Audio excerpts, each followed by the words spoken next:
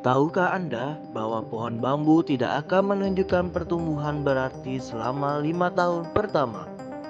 Walaupun setiap hari disiram dan dipupuk, tumbuhnya hanya beberapa puluh sentimeter saja.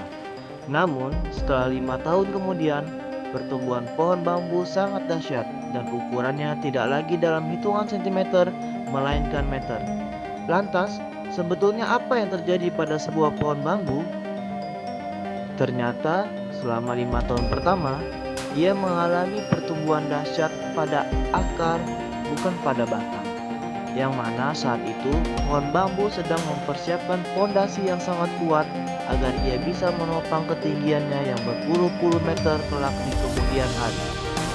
Sedikit pelajaran yang perlu kita ambil darinya adalah jika kita mengalami suatu hambatan dan kegagalan, bukan berarti kita tidak mengalami perkembangan, melainkan justru kita sedang mengalami pertumbuhan yang luar biasa di dalam diri kita. Ketika kita lelah dan hampir menyerah dalam menghadapi kerasnya kehidupan, jangan pernah terbesit pupus harapan. Namun bila ia dapat melewati batas tertentu, sesungguhnya seseorang dapat merasakan segala kemudahan dan kebebasan dari tekanan dan beban. Namun sayangnya, banyak orang yang menyerah di saat tekanan dan beban dirasakan terlalu berat, bagai sebuah roket yang gagal menembus atmosfer.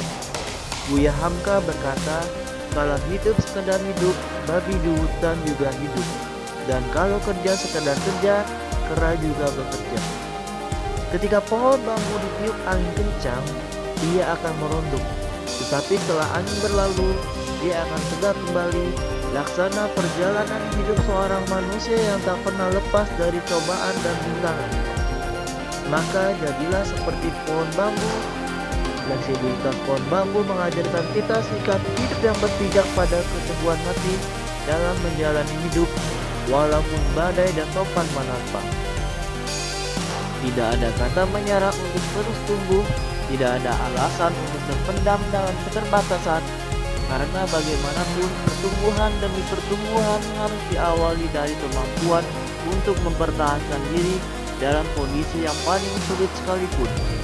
Pastikan dalam hari-hari ke depan, hidup kita akan menjulang tinggi dan menjadi pembawa berkat bagi sesama, seperti halnya pohon bambu.